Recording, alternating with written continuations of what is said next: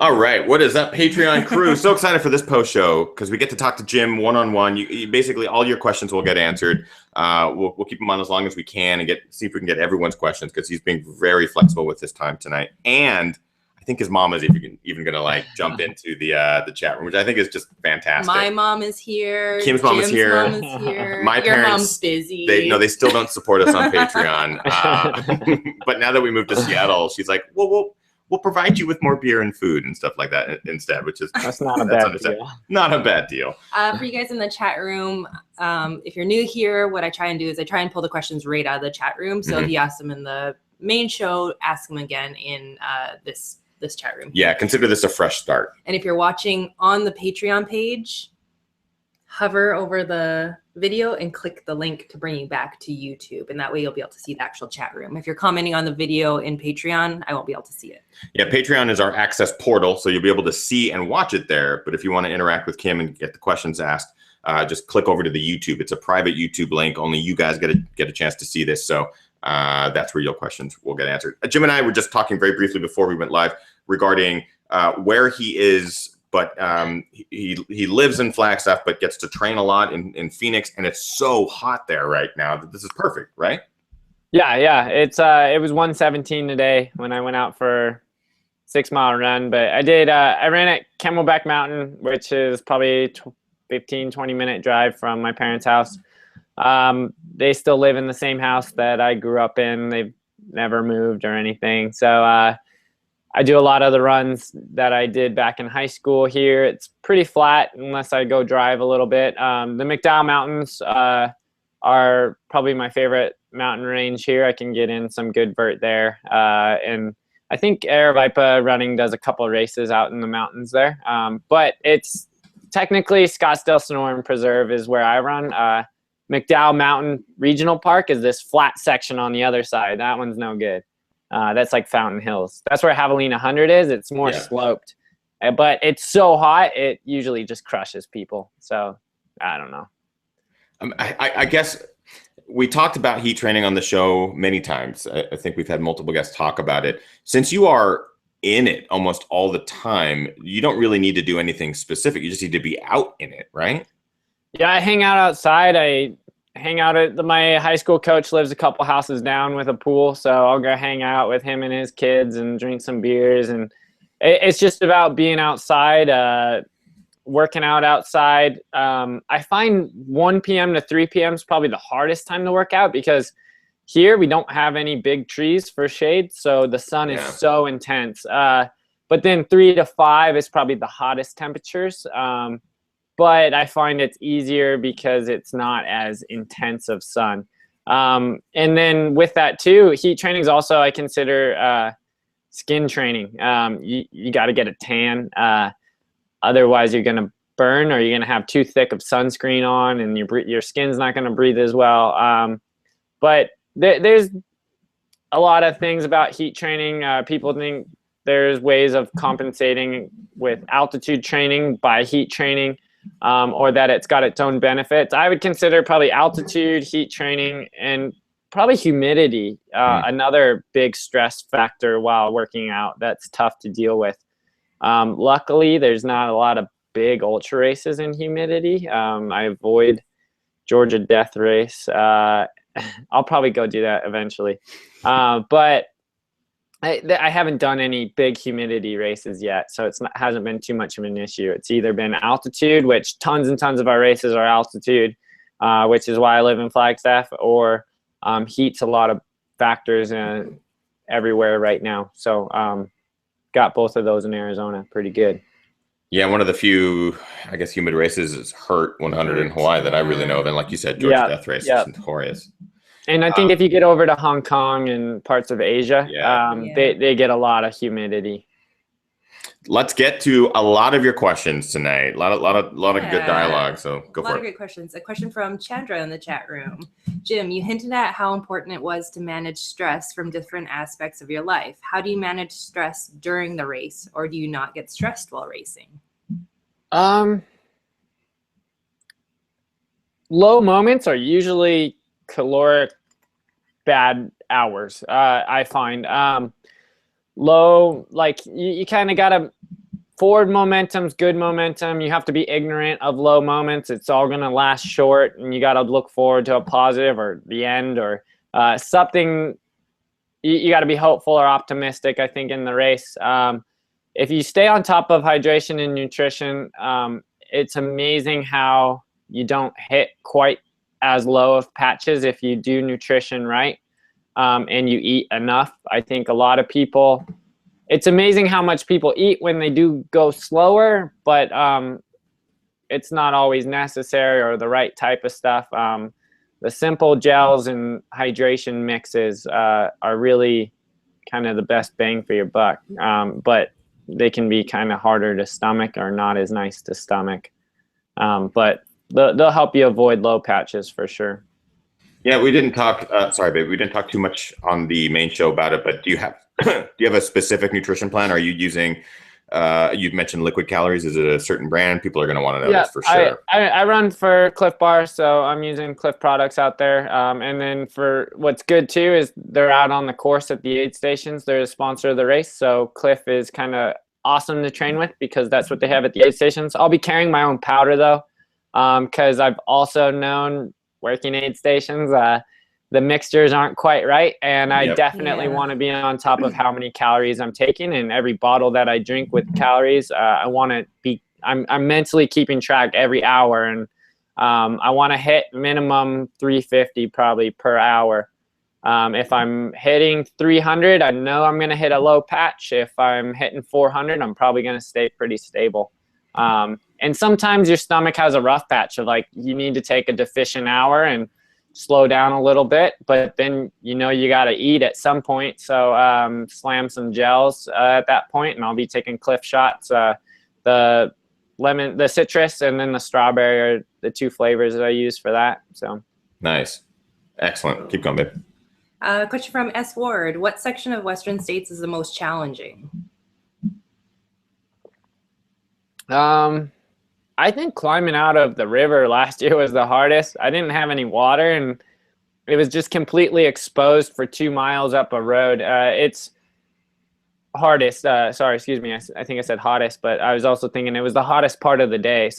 I was told last year that it hit 105 when I crossed the river there. So to not have any shade there 80 miles into the race is a rough patch. It also depends on what pace you're running. So for other runners, they're not going to hit the hottest part of the day in the same part I am. So it can be different for other people.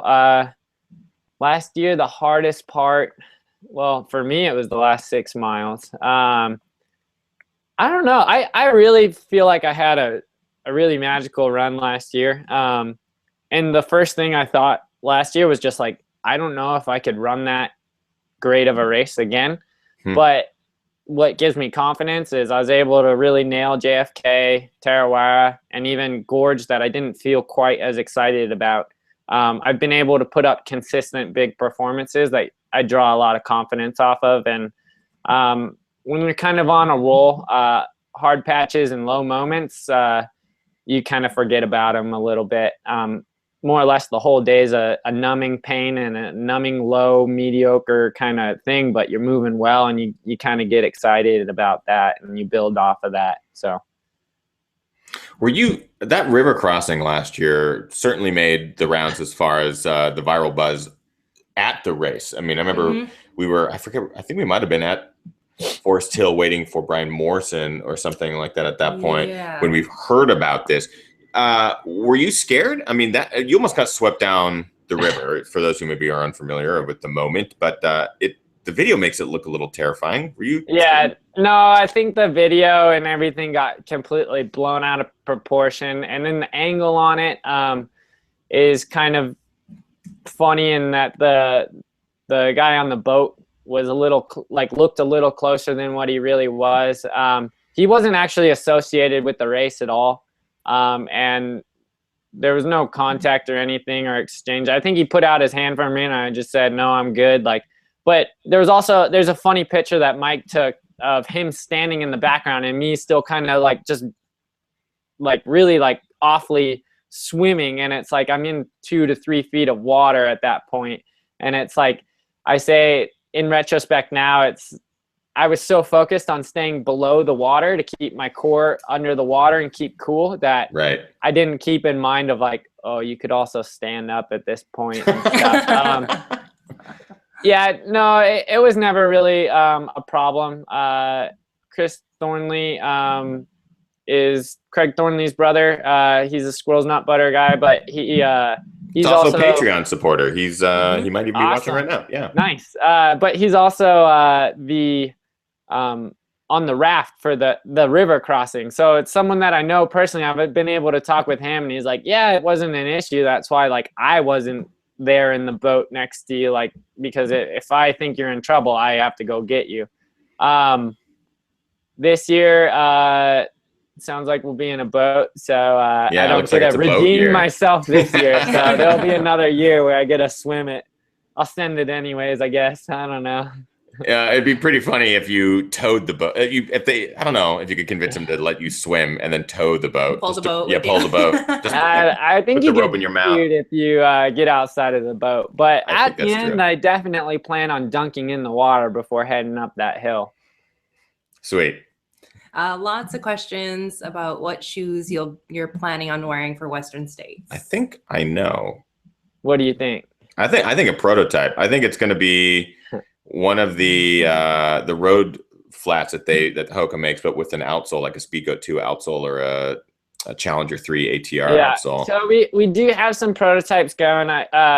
Hoka's pretty cool about working with Sage and I on a kind of collaboration shoe that's really cool, really new. Got some sexy designs to it, but I'm not using that shoe for this. I almost feel like I'm kind of a bad Hoka athlete right now because I'm actually using the Challenger 2s.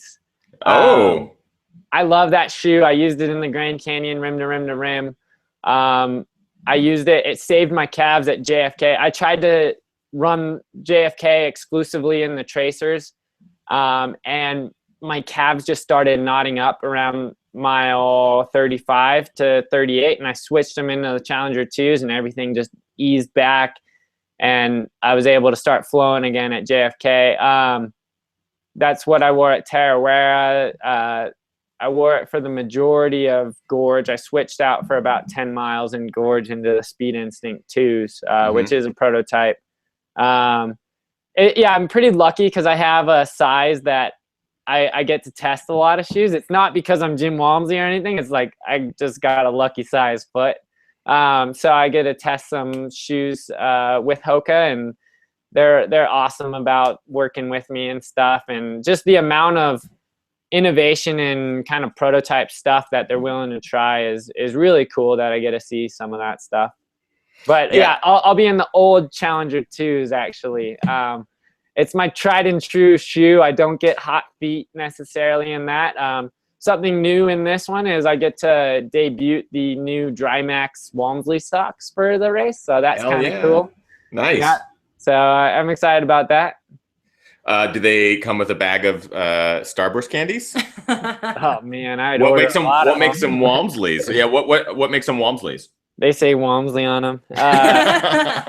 Yeah, here wait. Well, I don't know if I'm allowed to show. We'll wait. We'll wait. Yeah. I don't want you to get in any trouble with sponsors or anything like that. Yeah, I have them on my feet. I think they're gonna give me funky tan lines because the crew socks.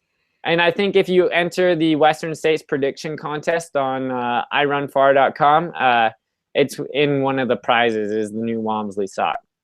Nice. That's awesome. Go for it, Kim. Question from Kyle. Do you look up to runners like Jeff Browning, who is still competitive in his 40s? Do you have any plans to wind down your training to preserve your athletic longevity? So I look up to Jeff Browning totally, but not because he's 40. Because he's up there. He placed third at Western States last year. The guy's just shredding still, regardless of his age. My mindset with it, though, is I want to win races, and I don't want to sacrifice getting a lower place for longevity. I'd rather have a better career that's nobody knows how long it's going to last. So while I'm running and while I'm running competitive, I want to do it as best I can, and I want to put my best foot forward. Would I love to do this as long as Jeff Browning's been able to do it? Absolutely. If I can still run like this or even close when I'm his age, yeah, that'd be just great. So yeah, I would love to keep doing what I'm doing. But I'm going to live it day by day, year by year. And every race I sign up for, I want to put my best foot forward. So that's most important to me. Awesome. And I know that you've had lots of conversations with, I'm sure, Scott Jurek, who I think he's a big Walmsley fan. And I'm sure you and him have had discussions on the same matter. He's a good guy. Yeah. What do you got? Yeah, question from Kimosabi75. Jim, what's your kryptonite? What could potentially take you down at states? I think typically me pushing the pace too much. It's sometimes like, so a lot of these races I get out and I push the pace, but I'm still within my comfort zone. I've learned very much how to deal with running in my comfort zone, and it just happens to be that it's ahead of what someone else has done on the course or who I'm competing against at the time. It's not necessarily like it's something impossible. It's still something I've trained for. So I see it as if I'm stretching too far, and it's always every race you got to kind of do gut checks. You got to be like, all right, how's this pace going? How are my legs doing? How are my feet feeling? You got to take care of yourself. You got to make it to the finish line, and you got to keep making checks to make it to the finish line and to run well. So as long as I'm doing those, I think I'll be fine. But if I'm ignoring those and I want to press, I think that's where I can find myself in trouble. Go for it, babe. Question from Cameron. Jim, do you listen to anything while running? Audiobooks, podcasts, music? That would be really productive, but no, I don't. No, I say, like, I love hearing my breathing. I love kind of my heart rate. I love the sound on the ground. It all gives me a sense and a feel of where I'm at, how I'm feeling. It gives me more time to reflect. Even if I had an audiobook or music or something, it would be background noise to my own thoughts. So I'd just rather have nature be in my background noise rather than whatever's going through some earbuds.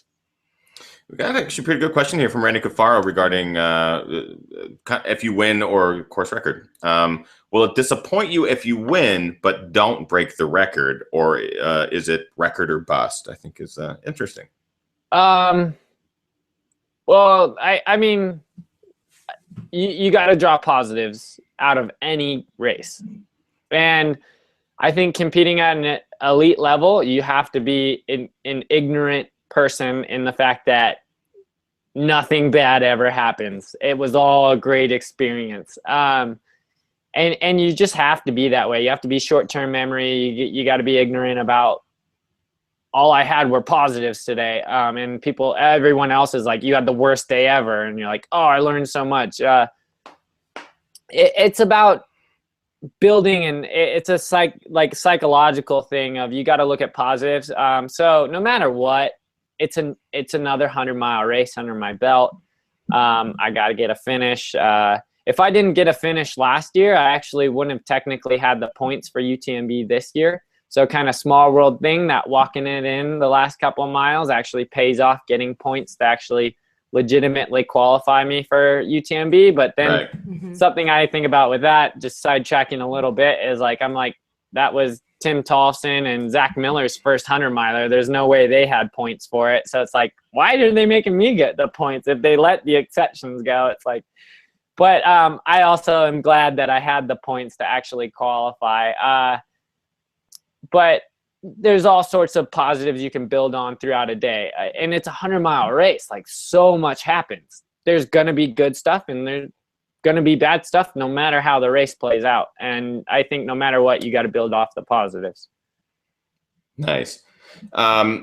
Lori Hall asks if there's anyone special you want to race. People are during the main show, people were like, put Jim against Killian and all that sort of stuff. Yeah. I mean, do you have a list of people that you're like, I'd love to race this guy?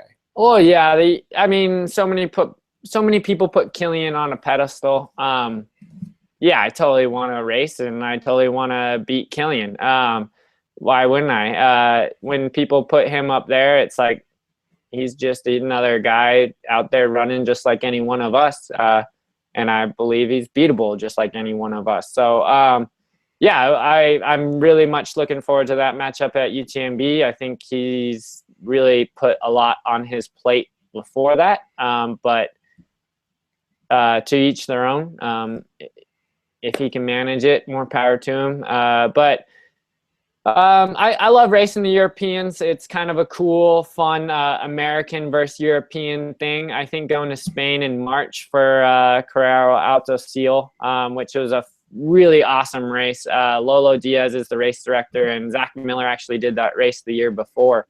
That was awesome. And to be able to do a really, not the most technical, but extremely steep, big vert, big descents, and to actually even put time on all of the Europeans on the descents was just like, yeah, you guys need to shut up before you guys start talking smack about all the Americans. Like, it's generalizing, and generalizing's no good. There's always exceptions. So, yeah, I love the American versus Europeans. I think there should maybe be a USA versus like Europe versus the world sort of thing at UTMB, and then also vice versa, invite them out to our trails, because for all these great runners at UTMB, they all get smoked at states and they all get smoked at, well, in reality, there should be Coconino Cowboys, USA, Europe, and then the world at San Francisco, and that would be not quite a fair fight. I think Flagstaff would still get everybody, but yeah. So I like making it almost a team thing. USA versus Europe. I think China, Japan, they're getting a lot of trail running is really booming over there. Australia, they typically run like the Americans, so yeah, I mean, it almost gets to be in like maybe in 10 years or something, we're talking about maybe putting ultra running in the Olympics or something like that. And there's actually countries and stuff. Yeah, stuff like that's really cool. I love the mic drop right there. Just the subtle, let's say Coconino Cowboys, then USA, then Europe. And I don't think it's a fair fight. Like, if we show up fit, yeah, we got some good guys in Flagstaff for sure. And Nick Arcianaga is going to be running San Francisco. So we'll get him fit and ready and good to take on the hills. So he'll throw down harder or just as hard as anyone else. Yeah, Arcianaga is one of those guys. I'm like, now that he's joining the realm, it's like, oh man, he still needs some tips and tricks and needs to come get dropped in the canyon a couple times with us. But he'll definitely pick it up, and myself included, we're all in a little bit of trouble when he starts clicking on the trails. Yeah, one of your teammates, Hayden Hawks, was at Chuckanut, and you could tell he's still a little green to trail running in the sense that he showed up to a mud race with road flats. Oh, that's right. And I mean, he's still, I don't know how he did it. He was walking the mud sections and then dropped like sub 5 miles or something for the last, I don't know what it was. I say Hayden's got a great foot forward in the fact of he came to trail running immediately after college, in the fact that he's got this fresh turnover. Our PRs he's got me by a couple seconds in almost everything. But I'm actually only 1 year older than him, but I'm like 3 or 4 years older than him grade wise. So it's like his leg speed's so much fresher that makes him extremely dynamic in the trail scene. Something like Max King. Max King, I think, focuses a lot more speed wise, which makes him dangerous to race in these 50Ks and stuff. So yeah, Max is that wild card where you're like, whatever shows up that day is Max races so much though. That's his own kryptonite. He loves it, you know. Oh yeah, he's got a passion for it for sure. But when he focuses for a race, he's so dangerous. That's gonna be great. Sorry, babe, you had a couple pulled question from Raul. He's asked it a couple times, so I'm gonna ask you. Sorry, Raul. Jim, if you could have any song request at the finish line, what would it be? Oh my gosh, I hate any music questions. Any music questions, pass. I don't know. Look what you've done, Raul. Yeah, Raul, way to go, buddy.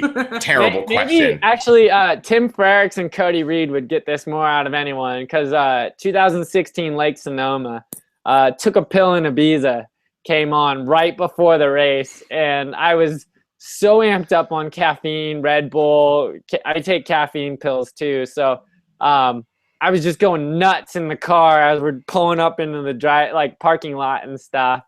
And like Tim's just like, oh God, like, oh no, what's happening? It's Tim's first trail ultra race, and he's just like, what? Like, we're so late, and we don't even get a warm up. And I'm like, dude, it's all good. We'll get a warm up the first 5 miles. Like, it's fine.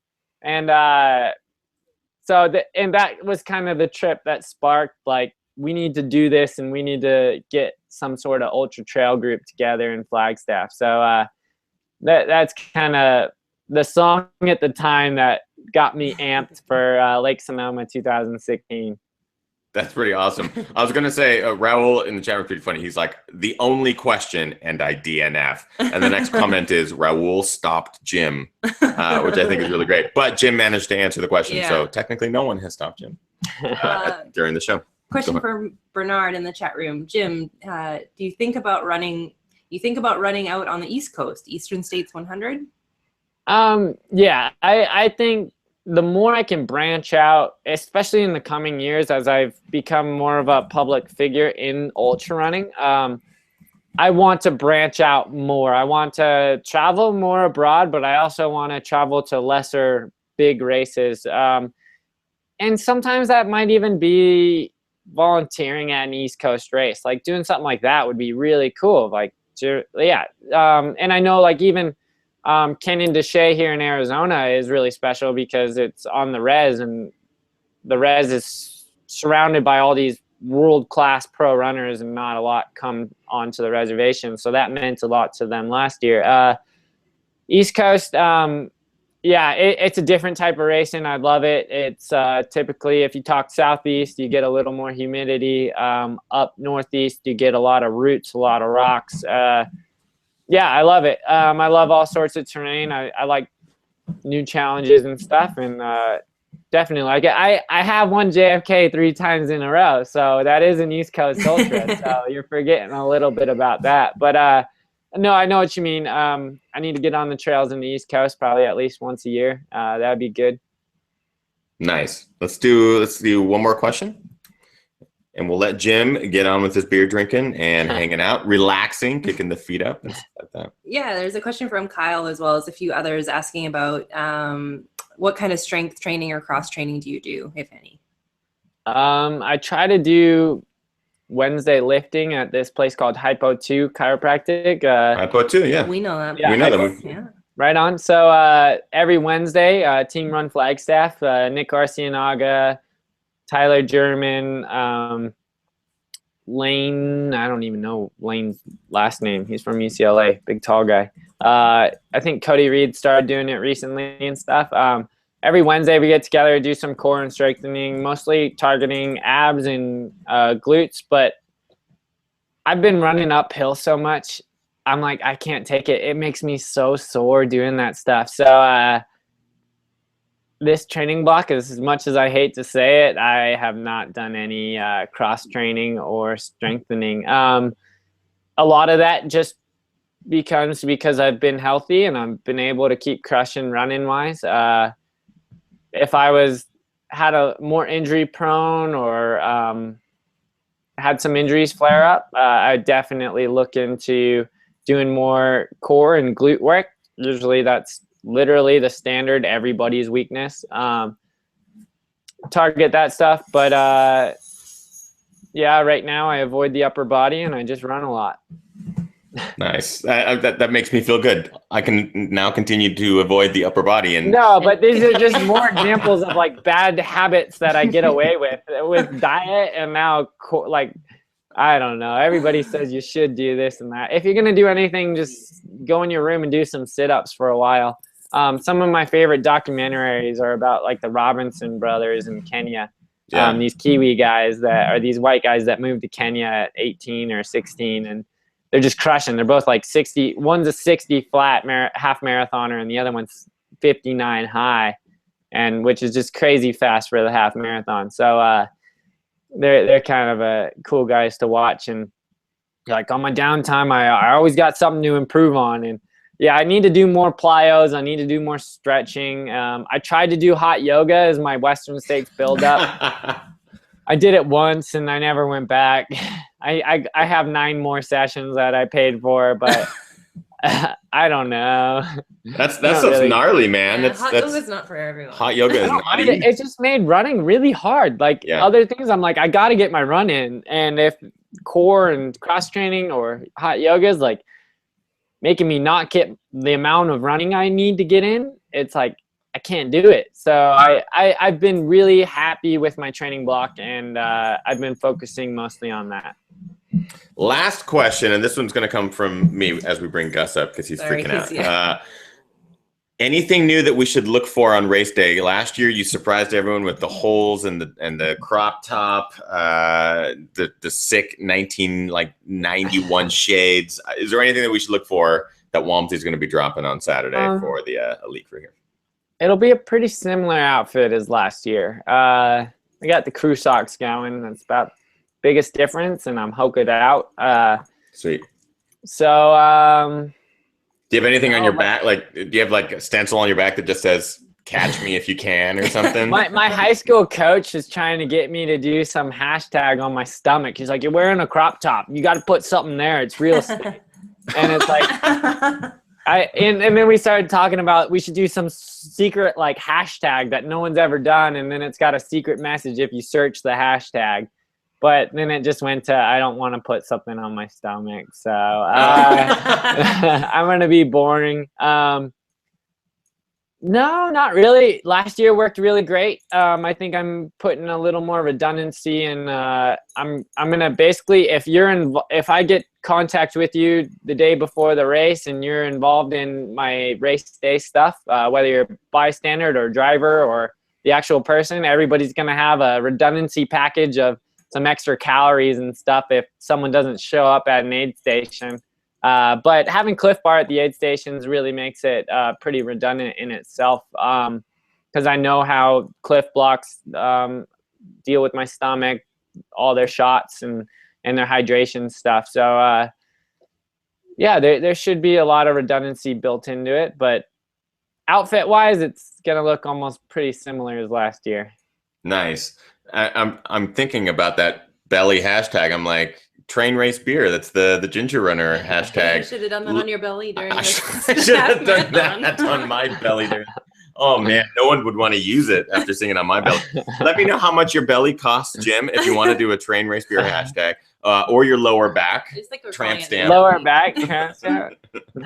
Hashtag tramp stamp on Jim Walmsley's tramp stamp. I'm sure we have the live viewers here. There might be just a hashtag on race day of Stop Jim. There you go. That's what most. So if anyone wants to buy a shirt on Thursday, Stop Jim is what I'm pushing my crew and parents and stuff to wear on race day. So there might be just a hashtag Stop Jim. I don't know.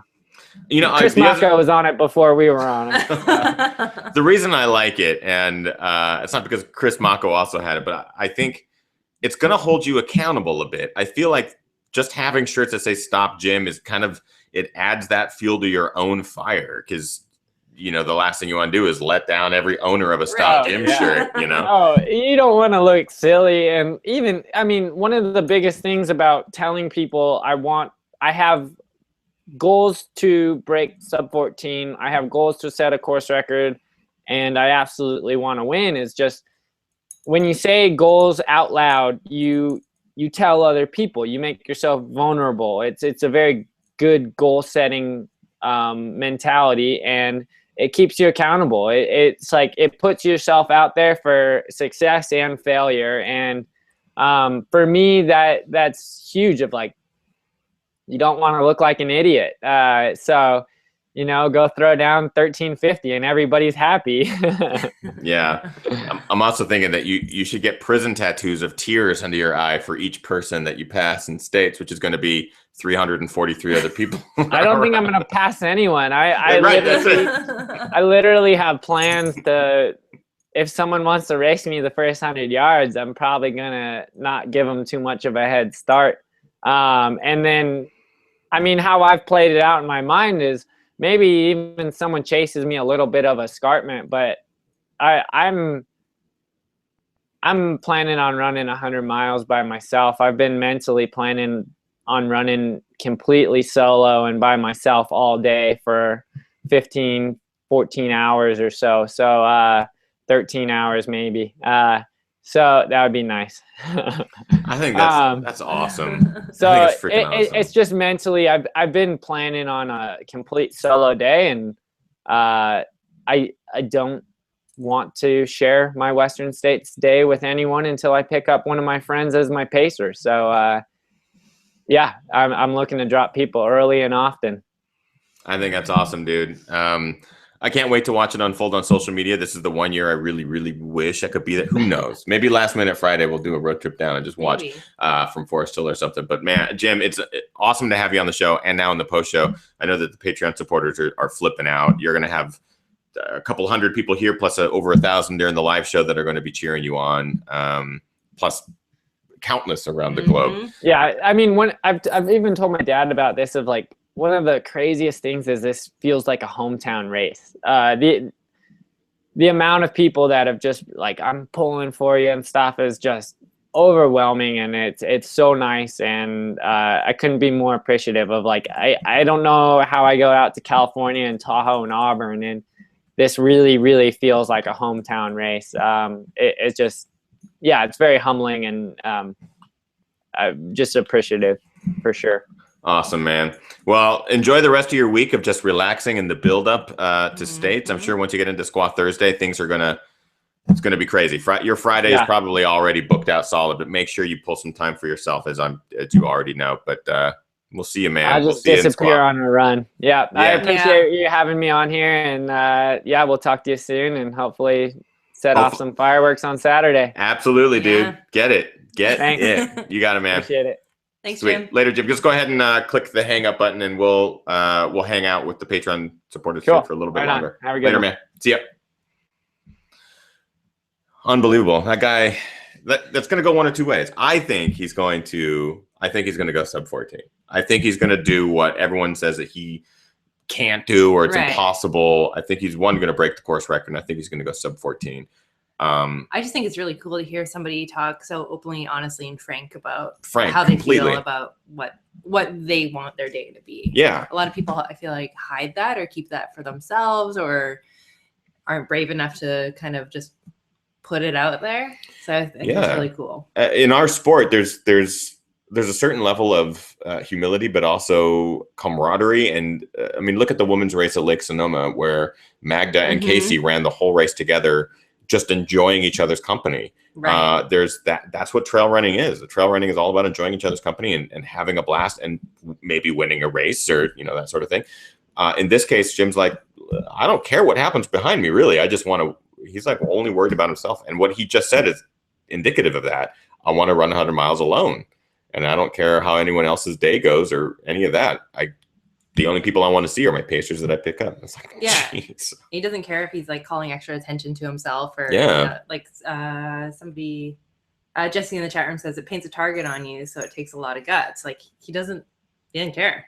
Like he's confident in his abilities, and if there, the thing is that we've had Mako on the show. There's a number of dudes that are going to be racing that have the potential to win this race on any given year, when there isn't someone who has the pace and ability to go that pace for so long, like Jim.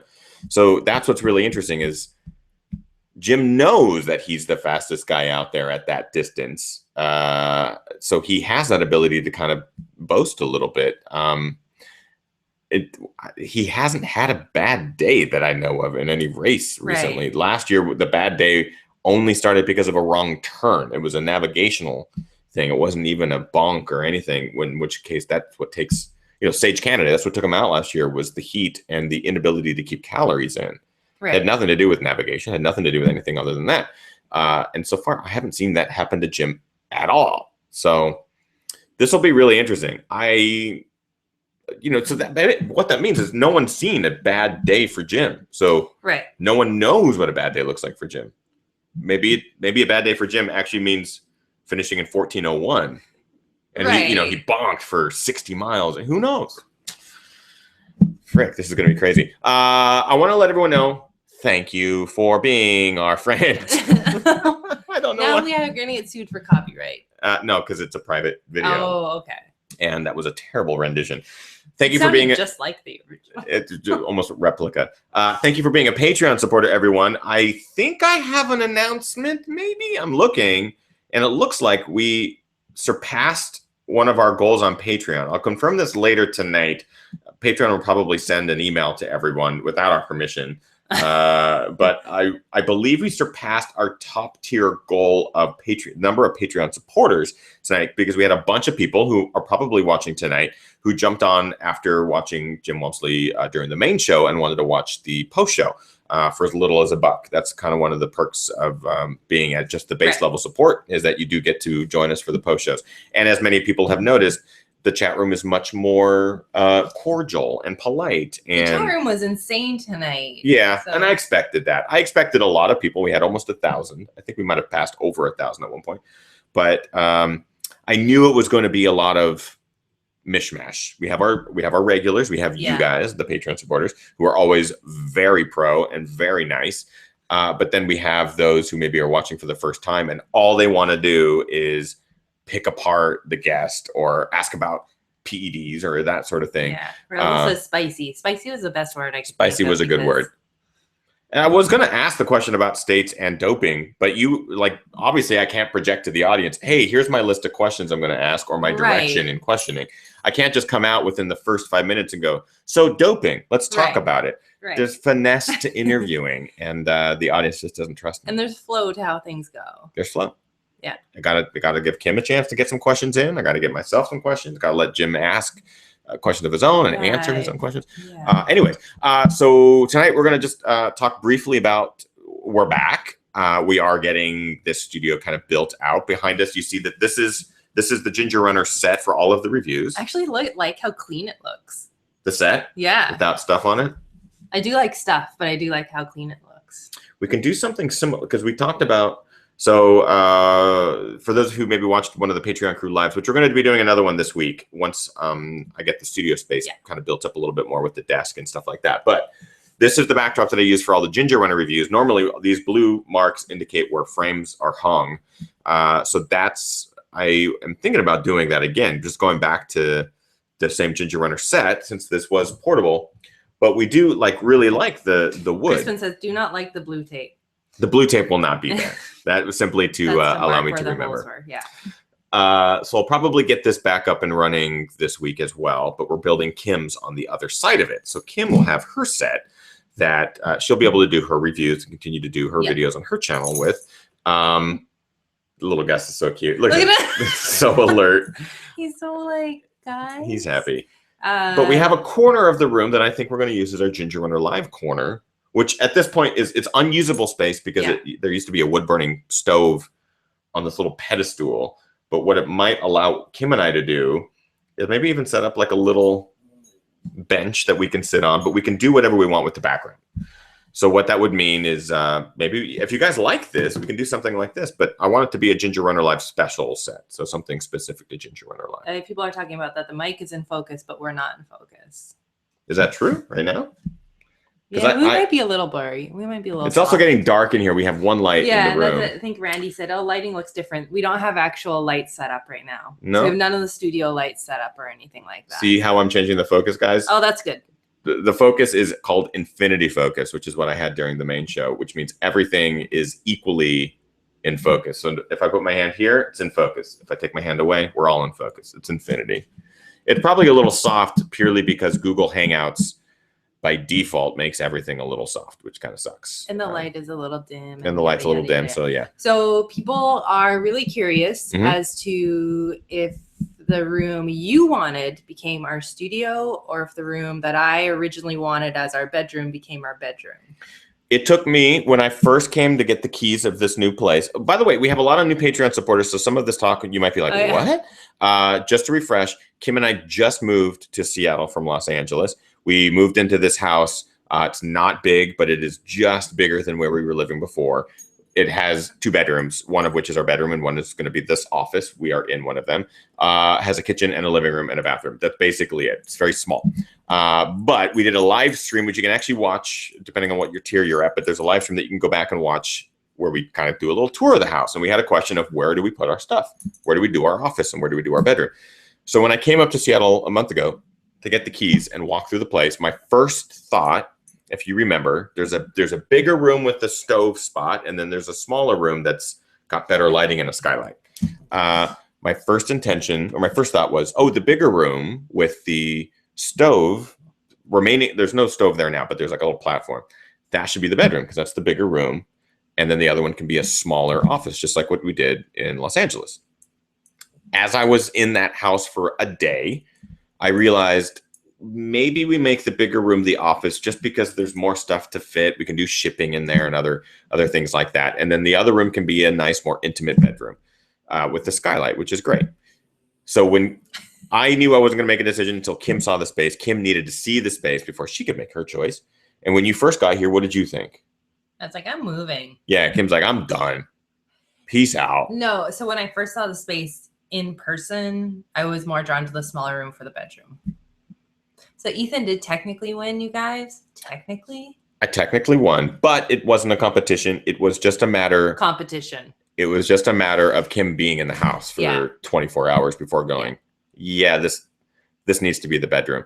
And like safety, because there's like a screen door here, and Gus loves animals. And if he was at a screen door, he'd be barking at the animals. And plus, we wanted to make sure that can stay locked and that sort of thing. So the bigger room with this fireplace thing in the corner, it will be the workspace, which is great.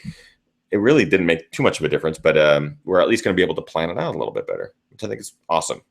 Decision was made. Together. Together. And Randy says, happy wife, happy life. And that's why I made no decision. It was not my decision. POK2 says, Ethan, blink twice if it's a win. It's a win for both of us, honestly. Because now I get a desk. Kim will have room for a little desk. She might even have room for a chair. But we'll be able to have like a gingerrun live space, hopefully. I don't know. I just think it's a better room for it. Yeah, there's a couple other factors, like having the sliding glass door to access the backyard directly. And if we had guests over, have them be able to walk through, blah, blah, blah, blah. There's lots of things. And there was questions earlier in the main show. Yes, we are both on camping chairs right now. Somebody was like, is that a camping chair that Kim's on? We're both on camping chairs.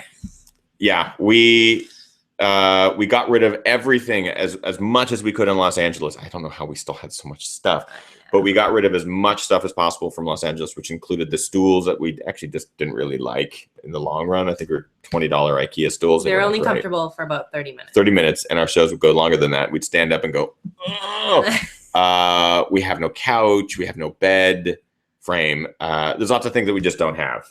So we're using camping chairs throughout the house whenever we need to sit. Yeah, Kimo says, remember when Kim didn't have a chair back in the day? Remember when I was in the other room doing this job? Yeah, there wasn't even room in that.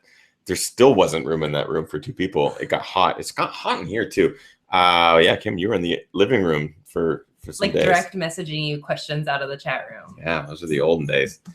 Theo, did you guys keep your mattress? We did. Yeah, we kept our mattress. Bed, yeah. The Casper mattress that I reviewed, the people hated that I reviewed it. Yeah, we did. I've gotten great night's sleep on that thing every night. And we just got the same brand pillows too. We did. We got Casper pillows. They were not given to us for review. No. We bought them because we didn't have pillows. Gus is gonna review them.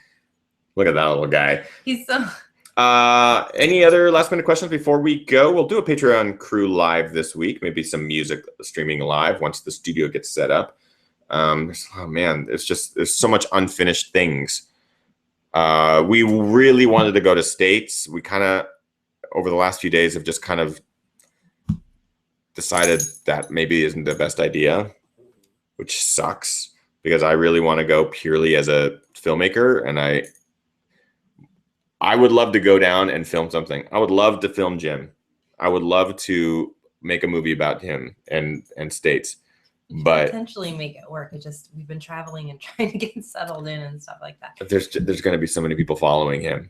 People are interested to hear about what you did yesterday. Oh yeah, let's talk about the Seattle Half Marathon and why you did it, and they want to know how that $175 shirt's treating you. Okay, we'll do a brief synopsis. Since we are friends, we are Patreon crew, we can talk about this since this is also an unlisted video. I'm not gonna. I mean, I've already publicly said my piece. So, as many of you know, I've been suffering from an adductor injury, which is that inside tendon muscle area, just coming off the groin down your quad. There have been some days where I've been able to go for 20 plus miles and go, wow, it feels pretty good. But there's other days where I'll wake up and go, I can't even move my leg. It feels terrible. So it's been on and off since February when I went up to, was it February that I went to Vancouver to film Gary? Doesn't matter. Remember. But it certainly was a long time ago, months. And I've gotten treatment and it's helped. And now we're in transition to Seattle. So I don't have a local ART specialist that can work on me on a regular basis. So I've been kind of in limbo. And I've been able to keep a base, but I really just haven't been able to race. I had to drop out of Chuckanut. I had to drop out of Lake Sonoma. I think there was one other race that I had to drop out of. I am not running Cascade Crest, but that's also because I wanted to pace and crew Kim for hers, and I was going to sign up for another 100 later. But at this point, it's like, can I even do it?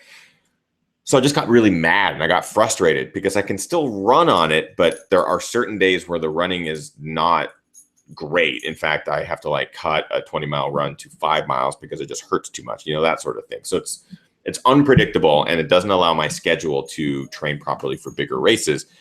But I'm getting frustrated and it doesn't get worse. It doesn't get better. And when it came to Seattle, someone says, oh man, the rock and roll is this weekend. I was like, oh, the rock and roll marathon is this weekend. I want to run the rock and roll marathon. That is it's not my first road marathon, but it is the second road marathon that I ran. But it was the first road marathon that I ran when I moved to Los Angeles. I actually trained and came back up to Seattle to run it. It was the inaugural rock and roll Seattle marathon in 2008 or 9, whenever that was. I trained and I sucked at it. I finished, but I bonked at mile 13 because I was going too fast and blah, blah, blah. So I was like, what a great kind of full circle. The first year I'm in LA, I run that. I come back to Seattle, I run it. And then Kim quickly brought me back down to earth and said, you want to run a road marathon after you've been training on trails and that sort of stuff? You want to run this in like 48 hours? No, you were being very realistic in the sense of you're going to hurt yourself. Like, don't run a road marathon when you've been training on trails. It's just not going to be fun. There's no point in going and blowing yourself up. I wasn't doubting that you could do it because I feel like you could do it. I just felt like you weren't going to enjoy it. I have a base. Like I could finish it. Like, no problem. Whatever. Yeah. I just felt like it wouldn't be enjoyable for you. It would not have been enjoyable. I would have been able to finish it. It would have been one of those, why did I do that sort of things at some point. So I was like, you know what? I'm going to sign up for the half. That's what I'm going to do. It's going to be great. I'll be able to I want to run as hard as I can through the injury. I just want to work really hard. So where we live, I actually ran to the expo and got there, was ready to register and like start filling it out because you can do expo registrations. And I realized it was $175 to register for the half marathon. It was $185 to register for the full. My mind went, just register for the full and then just run it. And I was like, nah, I don't want to do that to myself. If I register for the full, I'm going to run it. I'm going to regret it. I'm going to register for the half. I'm going to try to go fucking hard as I can go. And then we'll go from there. As soon as I put my card in and did it, buyer's remorse. It was just like, why did I do that? Why did I do that? There's other ways to wreck yourself without having to lose $175. But then it quickly dawned on me that I film it and bitch and moan about the $175 price tag. So the video that I will be releasing eventually will be something funny and humorous, not totally bad mouthing it, but certainly a venting, if you will, of the cost to pleasure ratio. People are shaking their heads at you doing expo registration. Oh, well, I didn't know that there was a marathon going on the weekend. And also we were moving and there are lots of other things going on in my life leading up to the last 60 days when we knew we were finally moving. race registration was not on my list. So yeah, guys, I made the mistake, but maybe we can get a video out of it, and it will help actually recoup the costs. Well, I promise. So anyways, get to the race start and had a great time. It sucks. It's hard. Like road racing is hard. I forget how hard it is. I felt like I was hitting the right paces early on, trying to like take it easy, but I also felt like I blew myself up too early. By the time I got to mile 9 or 10, I felt like I had just gone too fast for the whole time. I haven't been working on speed for the last 6 months, only base mileages at easy paces per coach's request. So I haven't really gotten the chance to build the speed. I did get a PR by about 3 minutes, which I'm weirdly happy about. Like, I guess I thought my PR was faster than what I actually got on Sunday. I didn't think I PR'd until Kim's like, well, what was your PR? And I was like, oh, I should look this up. And I looked it up and realized it was like 145 or something. So I got 142.44, or yeah, I think it was 142.44 or something like that. I wanted 130. If that gives you any perspective as to what I thought I was capable of, but actually what I'm truly capable of, I thought I would be able to get around 130 to 132. 132 if I was like, just like bonked at mile 10. So I wasn't even close to what I thought. And I'm carrying some pizza weight, some lack of base weight, and also just lack of speed because I've been focusing on so many other things like gain and stuff like that. Anyways, got it done. New PR. The shirt that I'm wearing is $175. I'm debating throwing some lighter fluid on it, lightening it up, and using that as the end scene to the video.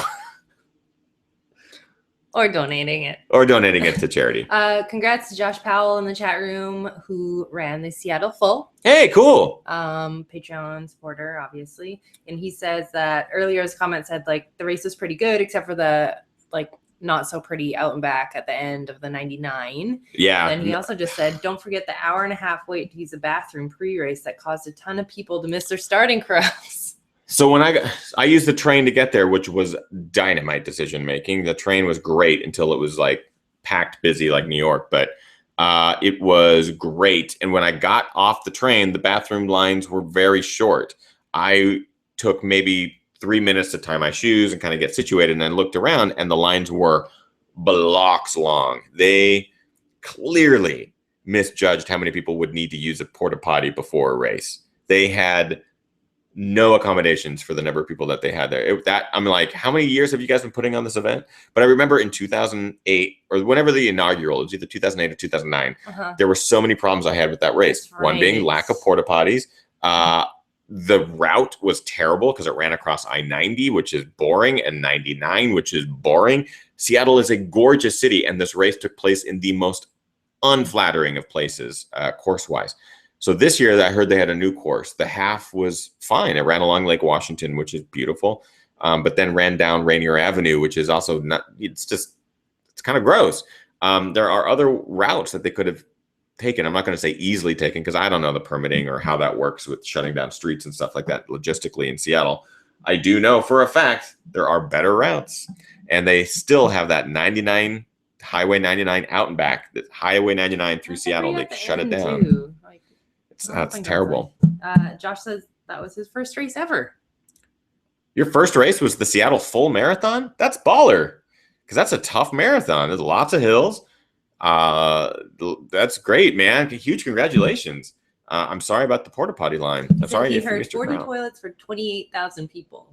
Doesn't surprise me if that's what they did. They didn't open any of the toilets at University of Washington Husky Stadium, which is what would have solved, because that stadium is meant to accommodate tens of thousands of people. So why could they not have access to those bathrooms? They had access to the inside of the stadium for the VIP area, but they didn't have the ability to open the bathrooms, which are built to accommodate thousands of people. Makes no sense. Makes no sense. So I will never run another rock and roll event. I don't like what they do. I think they take money, and I believe they make themselves very rich in the process. Yeah, I think they're for-profit. They're a for-profit thing. I don't know anyone associated with the organization. I don't know, like, nothing against any human, just the organization. I don't like how it's run. I mean, I lost $175 for a half marathon. The volunteers are amazing, always are. Spectators are great, but man, it's just, it was not this t-shirt. Come on. Yeah, but you got lactose-free chocolate milk. Yeah, come on. Come on. And little fruit cups. That is why I'm excited about GRVR. And that concludes our Runner's Rant portion of the night. Runner's Rant, I could have spent a whole episode Runner's Ranting. But GRVR, that is why I'm doing an event like GRVR, because I'm just sick of people spending money on events and not getting anything in return that's worth what they spent. GRVR will be an affordable price, and the swag that you get will be worth it. It always is. Or I'm saying it always is, but that's based off of last year. I was looking at, Jeff says, that shirt has a guitar on it, though. I just had to look at your shirt. Yeah. I was like, yeah. Rock and roll, man. Guitar, bruh. I could put a guitar on the GRVR shirt, and I think people would still like it better because it will be actual quality. I don't know. Should we call it GRVR 17 or GRVR 2? GRVR and roll. Rock and roll. GRVR and R. In R. That sounds great. I think that kind of wraps it up. If you guys have residual questions, save them, because we will be doing a Patreon crew live this week. The day and the time is yet to be announced, only because my desk gets delivered tomorrow, so I can actually put the computer back together, because right now we only are using the laptop. And we'll just kind of have to build out the space a little bit, but I think that'd be a fun Patreon crew live to unveil the new studio, sort of. Alex is wondering, when is GRVR? We're thinking late September, Late September, October. very early October. Yeah. That's the goal. We want to try and make it a little bit earlier this year. Yeah, we're going on a movie tour. Gary Robbins and I are going on tour with the Barkley movie, and that will be in mid-October. I think the first date will be North Van, which we're actually scheduling right now. I got to email Gary back. You guys are fantastic. Thank you for the continued support. I'm so sorry that June has been a less taking a couple weeks off. Yeah, we've just had the last couple of weeks to move, and it's been, honestly, it's been a lifesaver to just like be able to focus on the move. But I can't tell you how little time we've had to just breathe. It's amazing. As many of you who have moved from other states know, it is an all-encompassing thing. There are lots of little moving parts that require attention, and basically all the things of value that we moved got water damage or broken. Damage. So we're just kind of figuring out how to proceed. We're fine. We're fine. We're totally fine. It's the thing where we got rid of things because we don't need things. So the few things that we kept were things that meant something to us. And of course, they're busted or wet. But we're working through it. We'll figure it out. Just that, but thankful for Patreon, because Patreon is one of those things where you guys are contributing, even if it's $1 a month, doesn't matter. You guys are helping us continue to do this. Living the dream. I think that's it. If you guys have residual questions, you know how to contact us. You know how to reach us. Always let us know in advance that you are Patreon supporters, so we know to respond as soon as we can. And Patreon crew live this week at some point. Yeah. Anything else? And I think that's it. I think that's it too. Sweet, guys, girls, ladies, gents. We'll see you next week. Dogs. Kids. Show love to Walmsley. Thank you for being on the show. It's always good to show our guests love. Honestly, it's going to be exciting to see what happens this It's going to be really exciting. I really would like the idea of him putting a tramp stamp hashtag. I was kidding about it, but at the same point, I'm like, I wonder if we could do this on social media. I wonder if we can beg Walmsley to do a hashtag train race beer on his tramp stamp. You'd probably have to pay for real estate. He's got like legit sponsors. He does have legit sponsors, and most likely would have to pay for that normally. But if we get a good social media going, you got to do the tramp stamp hashtag train race beer.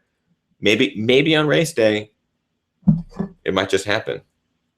I doubt it would happen. Know. You never know. Dreams do come true. Maybe he'll get it like tattooed on him. We should have paid for a tattoo. All right. Coconino Cowboys. Coconino. It's a funny word. Coconino. Yeah. You guys are always fantastic week after week. We appreciate all the support and the professionalism that is that takes place in the chat room here on the Patreon Crew Live side. Thanks, guys. Thanks, guys. We'll see you next week.